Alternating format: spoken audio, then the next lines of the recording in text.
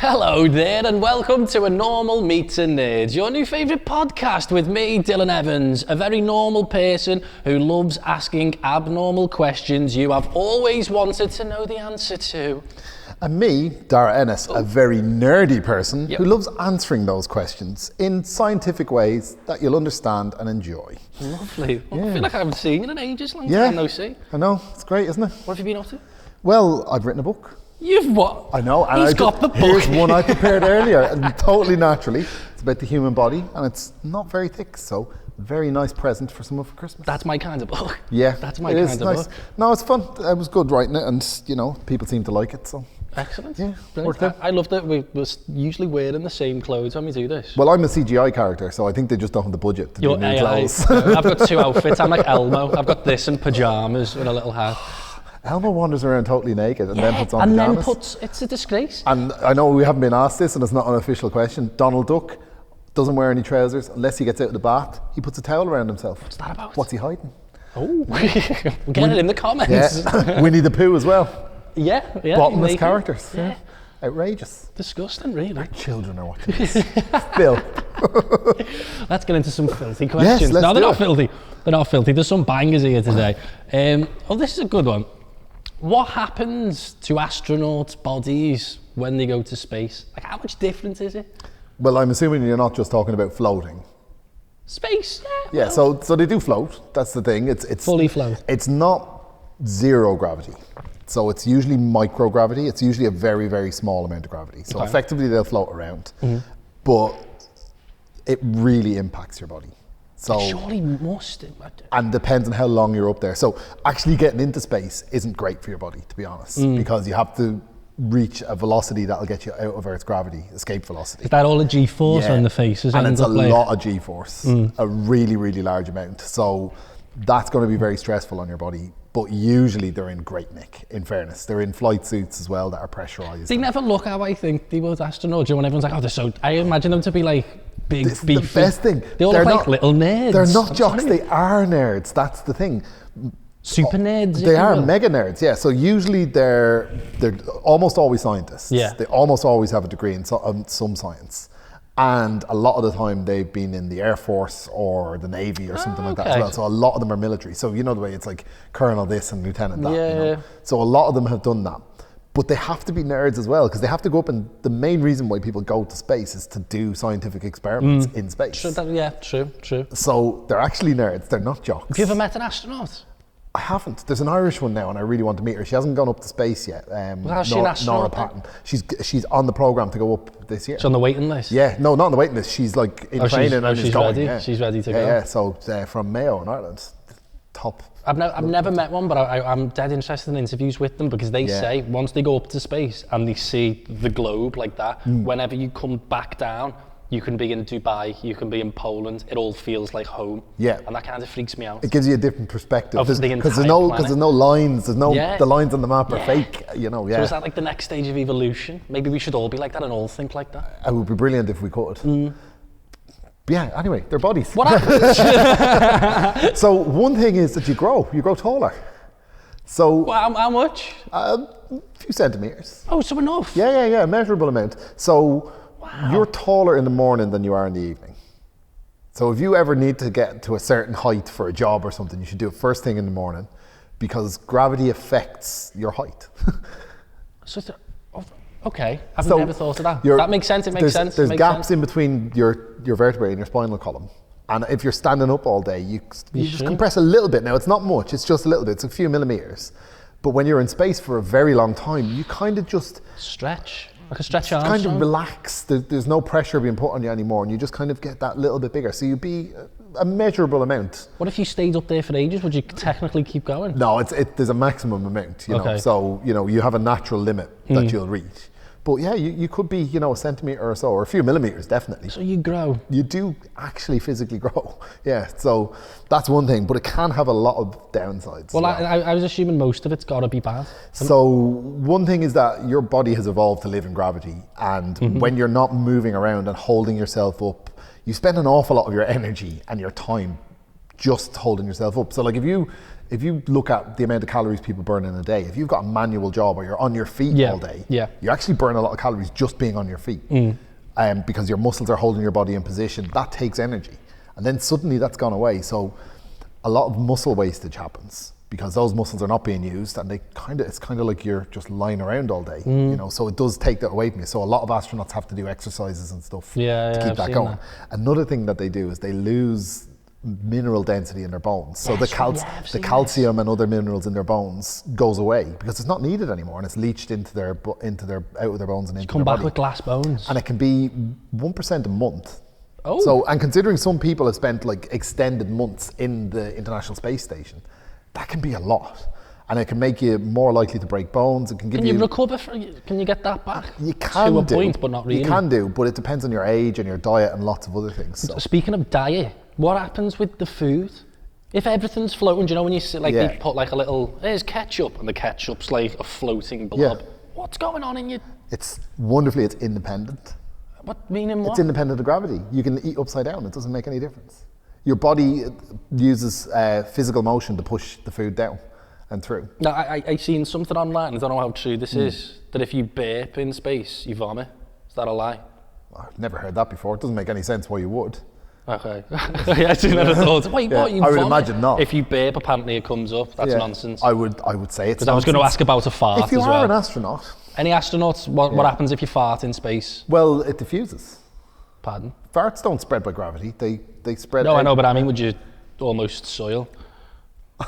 That's not how your body works, no.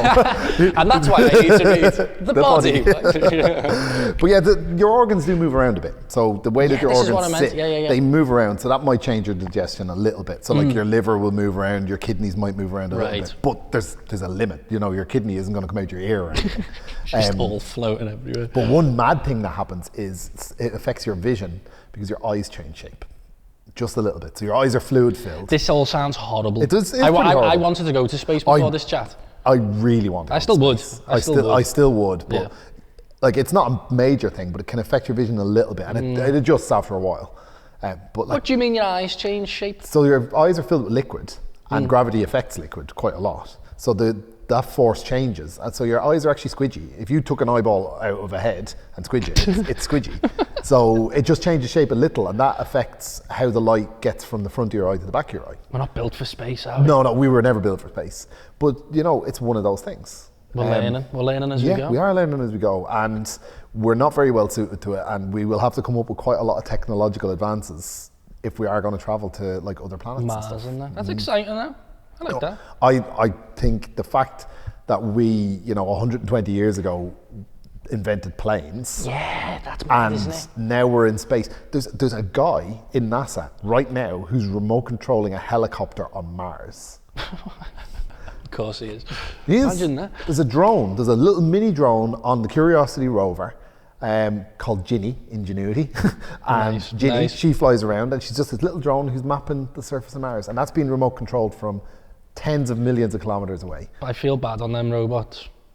Why? Just lonely. How sad's that? And then we just leave them. They're not people. I know, but they must say they were like Wally. Oh, they do. Well, they do play them happy birthday to you on their birthday. Yeah, that makes me dead sad. Don't personalise it then. But don't give them names.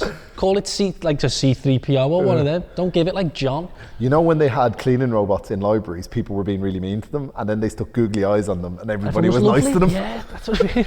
That's so weird. Humans are weird. Yes, we are. How do plants know when to grow? Why don't they just always grow? Okay, so we're going to use the word know in inverted commas here, because plants aren't conscious. But we think. As far as we know, no. Boom! But yeah, so plants have certain triggers that make them grow. So if we start with seeds, how does the seed know when to germinate? How is it able to do it? So for some seeds, it doesn't matter. Once they're somewhere that has moisture, after a certain amount of time, just go. They will go. Usually there has to be a certain temperature. So the soil temperature has to be a certain amount, which makes sense, you know, because most seeds come out in the autumn. They don't really want to germinate and grow over the winter and get killed by frost when they're really small. So quite a lot of plants will only grow when the temperature gets above a certain point. Some plants will only grow if they've gone through a cold snap.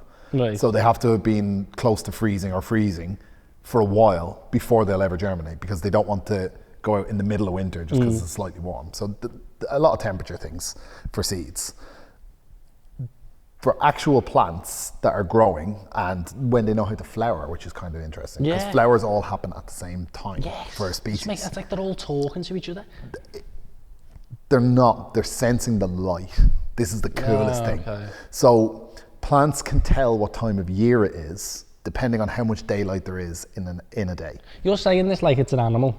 How you're describing what they're doing. I know. Have you ever seen when they move to the sun? Yeah. And you see all like flower? That freaks me out a little bit. No, it's actually really quite simple how they do it. So the reason why I sound like an animal is because we're animals and you put things in your term of reference. Yeah. But they don't know. But there's cells within plants and there's chemicals within plants that have certain reactions when it comes to sunlight. And that builds over time and it goes down when it's dark. You know, so that's how they work, and they're called. Hold on, there's a certain name for them. Go on. It's called a photoperiod. Okay. So this is the amount of time that light is during the day, and when plants sense that the day has, say, it's got 12 hours of sunlight in it. That's which is kind of what you get when you hit the spring equinox, so around sort of the middle of spring. Yeah. They go, okay, that's how much daylight there is. So that means it's this time of year. So that means we are going to. Where's this being stored? It's not being stored. We haven't got brains. How it's are you chemically knowing stored. this? Chemically stored. So when the chemicals reach a certain threshold, But it almost logs it down. They're light activated. Yeah. Then when it reaches a certain threshold, then the plant releases hormones that make it grow. Right. So that's how they do it. And it's the same thing with. This sounds like these are alive. They are alive. They're plants. Consciously Conscious. alive. Yeah. So they're able to do that. So the thing about that, the fun thing about that is that spring, that amount of time varies depending on latitude. Yeah. So a lot of people will call it spring when the daffodils come. But the daffodils will come out in London before they come out in Liverpool. And they'll come out in Liverpool before they come out in Aberdeen. So spring moves north over time. This is mad. It's cool, isn't it? Yeah, so that spring moves north. And like plants are really like quite cool. They're quite the things that they know. Would you say intelligent? I know obviously no. it's nuanced, but like what they're doing is very smart. It's very sophisticated and it's very reactive to stimuli. Plants are not just sitting there like, you know, letting things happen to them. They just move slower than we do. So they have things called statoliths, which are cells which have a little sort of grain of starch in them. Right. And that will always go downwards because it's heavy. Yeah. And that's how they tell which way is up. And that's how they know how to grow up. I've never thought about that. Because they've effectively got a spirit level, kind of. So you can't grow a flower upside down? No, because if you put it in... It'll try and sprout up. But if you put it on a wheel and have it spinning round, it'll grow randomly. Torture the flowers. Or if you bring it to space, they won't necessarily grow straight. They get confused because there's no gravity, so it won't know what to do. Oh, in my head, I like to think they're like knowing. I used to be obsessed. I had one as a kid, a Venus flytrap. Oh, I had them as well. Yeah, and I was like, oh my God, it eats. They're great, it eats stuff, but I know it's just senses. Yeah, because I'd do it with like a straw. Yeah, they hit two hair triggers within a certain period of time. In my head, it was like Little Shop of Horrors. But it has to be within a certain period of time, so the plant is able to reset. So it's a chemical reaction that has a time frame that goes off, and then when it's not, if it doesn't happen quickly enough, it has to reset again. Plants are scary. Yeah, but they're very useful. True. Yeah. True. But they don't know things, they just react. We don't think they know. They know. Yeah. Something like that. This seems like a bit of an obvious one, but how do planes and helicopters fly? Helicopters more so than planes. I can get over planes. I kind of know what's going on with the plane. Something shooting out the back. You fly forward, propulsion or whatever they call it. I get that. A helicopter, I can't figure out. Right. So we're going to have to talk about one of our favourite things, thrust. Yes, sir. Thrust and lift. Yeah. Okay. So plane is easier to describe. I can kind of understand a plane to an extent. I think it's mad how heavy it is and how stable it is. But I can. It's easier to do because the physics are simpler to understand. Fart out the back, go forward. It's not just that. The shape of the wing is the key. And that. Okay, so if you look at an airplane wing, it's curved at the front and it curves around and over towards the back, and the bottom of it's flat. Right. So if you go the point at the front, the trip over the top to the back is longer than the trip under the bottom because it's a straight line on the bottom. Right. And a straight line is the shortest distance between 2 points. Yeah. And that's actually really important in how planes work. So the air that it's flying through, because it's being pushed forwards by thrust, has to split to go around the wing. And the air that goes over the top has further to go, but has to do it in the same time, so it travels faster. Oh, okay. Okay, so that's what it has to do, because it meets again at the end. That means that there's a difference in air pressure, because it's less air it's the same amount of air over a longer distance. Yeah. So there's a difference in air pressure between the top and the bottom. The bottom is a lower pressure is a higher pressure than the top. Right. And high pressure, if you blow up a balloon and let it go, the high pressure always wants to come out and go towards the low pressure. And that pushes the wing up. Oh. So that's how it works. Oh, I thought it was far more simple than that. Yeah. So that's relatively simple. I thought it was like when you put fire extinguishers on like a wheelchair and you just push it. But that's what pushes you forward. It doesn't lift you up. Yeah, I never thought about the lift. Yeah, so you need lift. I'm stupid so sometimes. It's thrust and lift. Yeah. And when thrust and lift are higher than gravity and drag, so you're going to have some drag down, you go into the air. Right. And a plane, once it's in the air and it's moving forwards, it actually just coasts. And you can have gliders and all that kind of stuff. We birds though, didn't we? We made a big metal bird. We don't flap. They generate their thrust by pushing the air down. It's different. But the shape of the wing is largely... Just ignore me for this second. No, we did copy birds though, in a way. So the shape of the wing is very similar. Even the way, if you look at a bird's bone, if you cut it across in cross sections, it's hollow in the inside and it has little struts that hold it to keep it steady. The struts inside planes' wings are the same. It's the same, we copy birds. Yeah, we've copied them in a lot of ways because, they've figured it out. Why not? May as well, yeah. Helicopters, kind of the same principles, but it's just very, very different in how it operates. So they look mad, don't they? It's in my head, and I understand there's loads of wind that comes off. Like I've seen them. It does push down, yeah. It should be more wind. It should be insane. Yeah. And a lot of people don't realise this about jets and planes, is there's a lot of wind coming out the back of them. We have this idea of the action movie where the guy is racing along in his car behind the jet and he jumps onto the wing. Complete nonsense. Would you just get blown into oblivion? It's literally enough to blow the car backwards and roll it over. Like the amount of force, the amount of thrust needed, and it has to come from somewhere, to get something that heavy into the air is immense. It's total nonsense. So a helicopter does push down a lot of air, but essentially the rotors of a helicopter are basically like planes' wings. They're the same kind of thing. They spin around. Instead of being pushed forward, they spin around to get the thrust. Yeah. And then the lift comes the same way. So the air pushing down isn't the major part that lifts it. It also gets lifted up from underneath. I still don't really get it. Yeah, it's really complicated.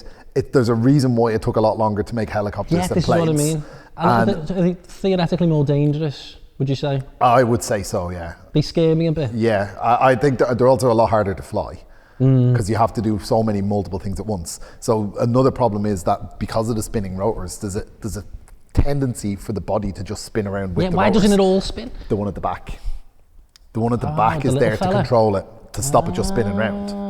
And they also, when they fly, they tend to tilt very slightly forward so that they kind of go I flew them on GTA, I know what to fly. Yeah. That's almost exactly the same. I'm a little bit of an expert. But my favourite thing about helicopters is there's a bit of them called, and you'll love this, the Jesus nut.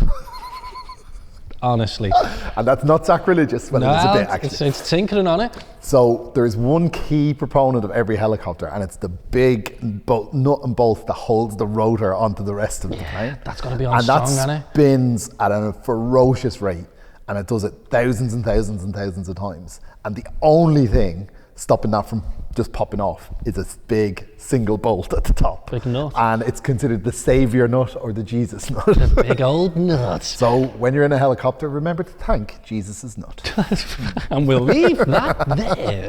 It's a good ending for that. So, what is fire made of? Is it a thing? Well, it is a thing. Is it not a reaction to a thing? Am I not looking like the petrol? What's fire? Like fire? Not anything below it, not how it was made. What's the actual flames made of? Fire made? Yeah, what are the flames made of? Right, so basically we've got three main forms of matter. solid, liquid and gas. Right. But there's a fourth one. Ooh. That 99% of the matter in the universe is, and it's not one of those, it's called plasma. Plasma, like a telly? Yeah, like a telly, same thing. So this is atoms where the electrons have been stripped away, and this is what stars are made of. So, right. So it's electrically charged matter. Okay. So a fire is mostly gas, superheated gas, with a little bit of plasma in it. So when you burn something, you know, you're burning, it evaporates from the heat and it burns the gas, and that's what most of the flames are. But if you're really, really super hot flames, you can actually start stripping the electrons away. And usually this is when flames turn blue, the cool colours. The really, really harsh ones, they become partly plasma. So it's gas and plasma kind of mixed together. Plasma? What does that look like? Have you ever seen anyone arc welding? Yes. That's plasma. That light? That light is plasma, yeah. So it usually has to be like super hot. Yeah. And very particular circumstances. Like we can't look at it or we go blind. Yeah. That's why they wear the things. Yeah, well that's because it's super bright, not because it's super hot. No, that's what I mean. Yeah. So our eyes can't comprehend it. And it will be like, it's usually hundreds and hundreds, if not over thousands of degrees. It's really, really hot. So the sun is plasma. Arc welding's plasma. Why have I never heard of this? Because it's on Earth, it's really rare, but in the universe, it's by far the most common thing. And then I'm thinking, what did I think the sun was? Fire. Like a fireball. It's kind of, but it's actually a fusion reaction of hydrogen and helium and tons of plasma, and there's bits of fire in there. I feel like I've ever heard this plasma nonsense before. No. It's weird because it's the most common thing in the universe, but no one's ever heard of it. Yeah, there you go. Underrated. But like, the reason why we had plasma screens is because they worked, because the electrons are stripped away, you can manipulate it with electric fields. So you were able to, you know, make it glow. And originally the only colour you could make was blue. Yeah, true story. But because they developed it a long time ago. It was only in the 90s, 80s, 90s. Plasma tellies, there were plasma screens. And they kind of gone now already. They have, but there's like, they were really thick for starters. Yeah, I don't know if you remember. To some of them compared to like the razor thin ones, they were really heavy. Oh, really? Yeah. I can't say I picked them. Again, compared to like a modern TV, it's like you can carry a massive one on your own. Yeah. Like they were really heavy compared to that. They heated up because, you know, they had to, and they drew tons of energy. They were really inefficient compared to LCD. They gave beautiful crisp color though. Like, do you remember how sharp it was? I think so, but I don't know if at the time it was just like the better technology.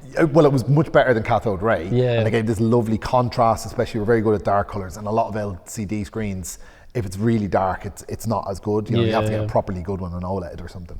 But yeah, the OLEDs and the LED ones, LCDs took over because they were lighter, cheaper to make, cheaper to run. Yeah. Rest in peace, plasma. Yeah, but we had a decade or so where every pub had the little pint from Sky Sports burned into the plasma because it was on all the time. If the same thing was on it for too long. Useless. Okay, something a little bit controversial, I don't know if you'll like this, Darragh, but what do we think ghosts are? Because throughout history, are you just saying they're all liars? What is a ghost? I can answer this in 2 words. What is a ghost? Not real. I'm not accepting this. I'm not accepting this. I'm not going to sit here and be like, ghosts are real, they're definitely absolutely real. No, and I'm sure there will be people on this who say they saw their ghost of whoever, or they were in a haunted castle and they could feel it. Are you calling our passionate viewers liars? I think they've been mugged by their own want to see something rather than so anything you think else. that, okay, so you don't think they're lying? I don't think they're not saying it believing it's false, saying it's true. They believe. I think they really believe they believe. But you don't wrong. think there could be anything about, you know, past energies existing and maybe like a sense that we lost? No, and energy is the key reason why. That word is actually perfect. You've framed that. Because they defy the laws of physics. And I don't believe in anything that defies the laws of physics. Maybe we're just not up to scratch with physics. Energy cannot be created. It can only change forms. It has to come from somewhere.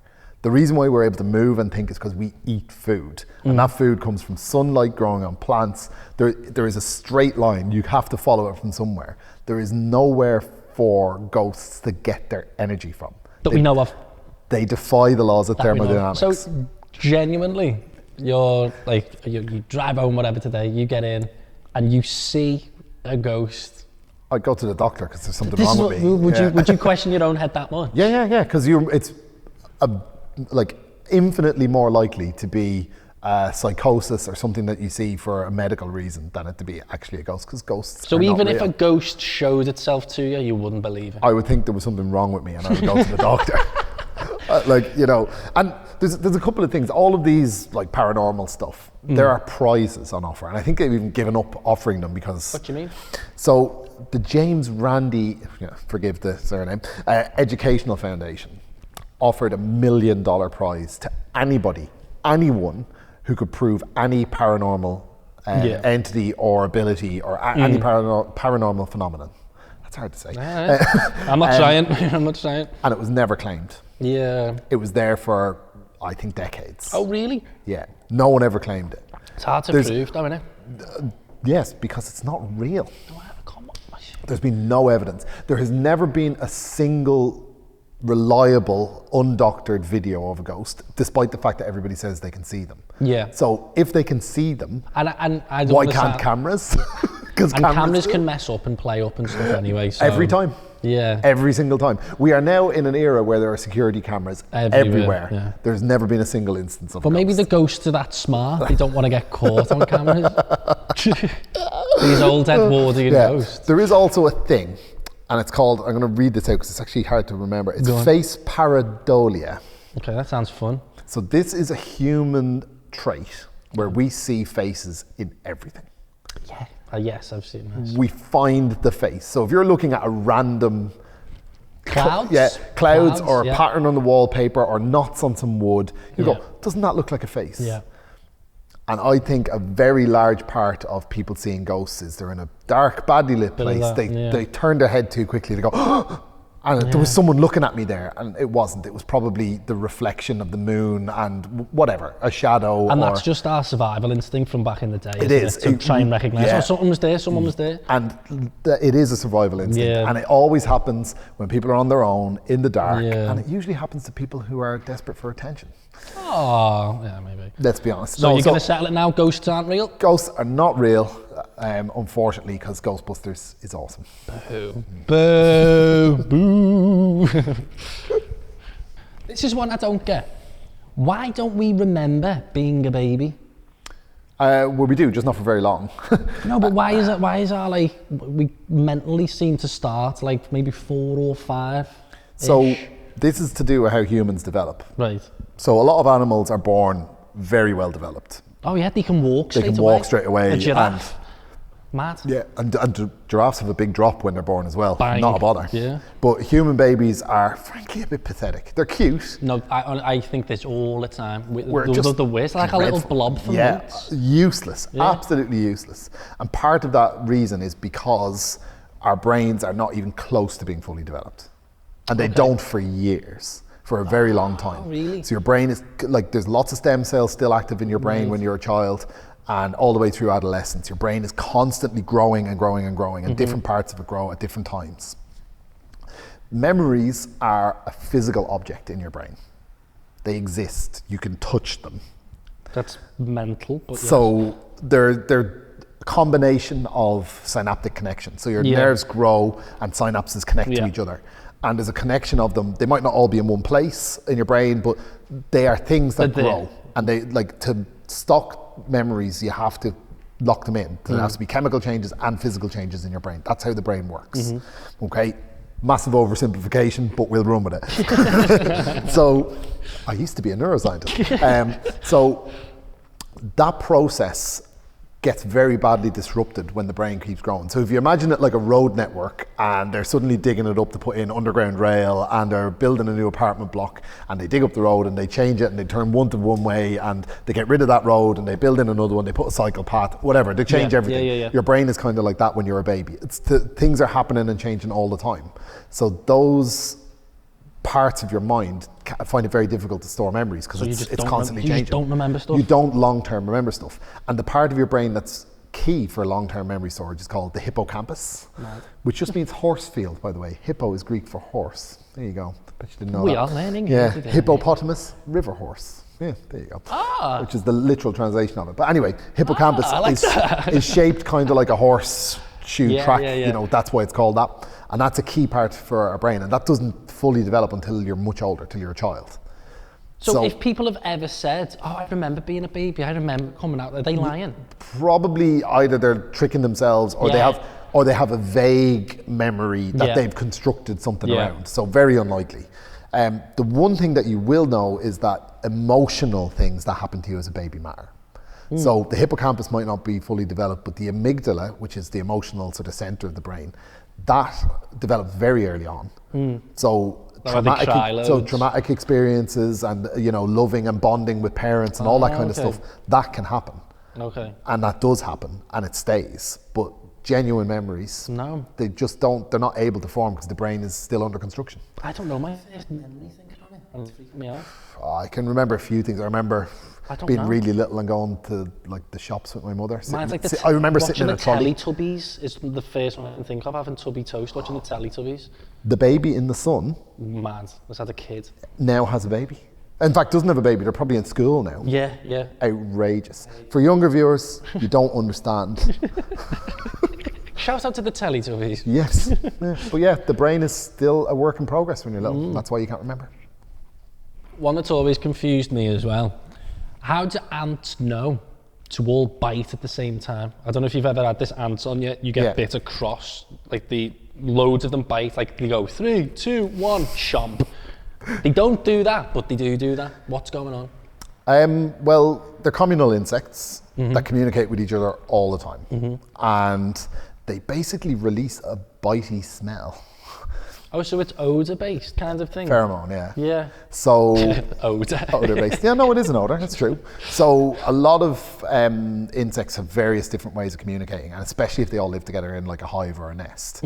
So a lot of the time that nest will be absolutely pitch black. It'll be really, really loud. There'll be lots of things. So making smells kind of works. It's a good way to communicate with masses of them when they can't see each other. Yeah, okay. You know, so it's handy. Yeah, so they release.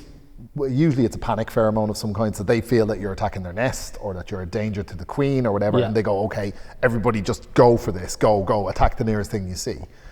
And yeah, it's a smell. So bees do similarly. If one stings, they all sting. If they get, and if you get stung once, they'll all start getting panicked because they release a pheromone. And one of the many reasons why bananas are awful and disgusting is bees. You know I hate bananas. Bees hates bananas, this lad. Bees' panic pheromone smells a little bit like bananas. Oh. So if you are going to open a beehive, top tip, don't eat bananas. Will they go mad a little bit? It can send them aggressive, yeah. See, I thought with the ants in particular, I thought it was like almost like this weird telepathy at play. Like it's almost like one big conscience. Well, it is, but it's triggered by smell rather than by electricity. What's wrong with that? So I'm kind of right. Yeah. So they are telepathic, but with like farts? Well, they communicate, via farts? By fart communication, yeah. That's mad. Fart telepathy. Have we got loads of them? We just don't know then? Humans do have smells, but our sense of smell is so low down on our order of priorities that it's not really noticeable. But you can have, people find certain smells relaxing. They trigger our memories quite strongly. Yeah, that's you can get like, if you smell something that you smelled on holidays, you'll suddenly be transported there. It really is linked. You can do experiments with these kind of things. So I used to work with caterpillars in Canada. And sounds like I know. That's such a weird sense. I used to work with caterpillars in Canada, all in little suits. So when they're really small, they follow each other. Yeah. And they release a trail pheromone, so they follow it. And you can draw on a piece of paper. You could like write your name or something, and they'll walk around it. Oh, no way. Yeah, and if you do it in a circle, they'll just keep going. Oh, no. Circle of death. So you have to break it to get them out. Oh no, that's horrible. Yeah. You were torturing caterpillars. And sometimes it happens in nature where they accidentally do it, and they just keep going and keep going because it's so overriding. Yeah, well, that if that's they just all keep they're doing going it. off. Yeah, they just keep going. Kind of scary. Yeah, it is kind of terrifying. So they're a bit telepathic, but via somewhat of a fart. Yeah, and not really very clever as such as an individual. Yeah. Yeah, but as a collective, they're insane. Beehive. Yeah. Like that is so complicated. Building honeycomb it's like and they've built a city in the dark. It's like I think of a beehive a bit like a city. And when they do the waggle dance, have you heard of that? Bees? Yeah, isn't that how they communicate as They go in and they communicate, and depending on which way them. they dance, they give them like you go take the second left out there, and that's where the food is. It's boss. It's mad. Can sex a boss? Absolutely bonkers. So you've said this to me in the past, and I wanted to bring it up because it's something I've never thought of, is that we've never seen a full movie. No one watching this now has ever seen a full movie. No, absolutely How not. can you say that? How can you say that? Because we blink. And we blink very often. That's not a bad point. Now, when we're watching something like that, we blink less. You know. But still, you're not, Still- even if you're missing out on half a Yeah, second. and I know people who are watching this are going, I'm suddenly blinking a lot, but still, Yeah. you're missing out on a fraction of a second. Oh my God, so we've Every never time. seen, so So we've there's technically maybe a never couple seen of a film. minutes of it that you've never seen. So we've all never of it. seen a film. Not every frame of it, no. So we've never seen a full film. No. Unless you What if we watch it 1,000 If you times? watch it enough times, you will eventually have seen all the bits. But it's you never notice it. You filter it out. Your brain filters it. You don't even notice you're doing it. Your brain does that all the time. So, but your brain filters tons of stuff out. It doesn't just filter out our blinks. It filters out things that aren't of immediate interest to us. Like what? Well, when you're wrapped up in something, so if you're watching a really good movie and your brain is focusing on it, you don't notice the person sitting beside you. You don't notice when they you move. can lock in. You can lock in. You don't notice the seat squeaking. You don't notice the fact that you're eating popcorn. You don't notice the noise of it in your mouth. You've just become so focused on something that everything else goes away. That's true, actually. And your brain can do that when it feels it's like it's really got its interest. You lock in. And there's other like mad things that it filters out that we never realise. Like what? So we see the world upside down. So I ate this. No, I always hated this growing up. It's like, oh, you see it upside down, then your eye flips it, and I'm like, so is it actually upside down? Your brain flips it. So what? Everything's upside down now. I'm on the ceiling. So what? No, because your brain flips it. But say my brain didn't flip it. Is that a thing? Do people see upside down? That must be like a medical condition. There has to be someone who's got a knock in the head somewhere. Bad, imagine how horrible that would be. What? But yeah, so the way that the light enters your eye, because it goes through a particular type of lens. Yeah. If you have an identical lens and you project it, the retinal image is upside down. And our brain processes that information and makes sure that the top side goes back up. I hate that. Yeah. Because our brain is like doing all sorts of stuff. Too much. Yeah. It's overworked and underpaid. And on that note, for some people it is. But we're going to really annoy people. Whatever about brain flipping, whatever about blinking, this is going to drive everybody mad. Go on. Sorry, everybody. You filter out the fact that you can see your nose. I can't see my nose. Corner of your vision. No, without even looking in. It's in there. You can always see a tiny bit of your nose. Always. And it's only when someone tells you. Not the front of it. No, if I put my finger there, I can very much see my finger. Yeah. Wait, so our brain just gets rid of our nose? It just doesn't focus on it. It filters it out of our consciousness. Oh no, my eyes have went all fuzzy. Yeah. Don't try this at home. It's too late. Once you say it, just admit it. You've been looking. So yeah. There's loads of those. I'm not going to give any more because I don't like that. We'll never have any subscribers again. Like People will be kicking unsubscribe. This guy's a monster. He's a monster. Don't unsubscribe. But one thing we do want you to do is get your comments in on any of our socials, and we will include them maybe in the next episode. As many comments as possible. Keep them coming. Yeah, absolutely. We need to answer them. We need the mega genius super nerd to answer them. So get them in quick. And we can't be as weird as you, so we need that. But we can try. Thanks for listening. See ya. Toodaloo.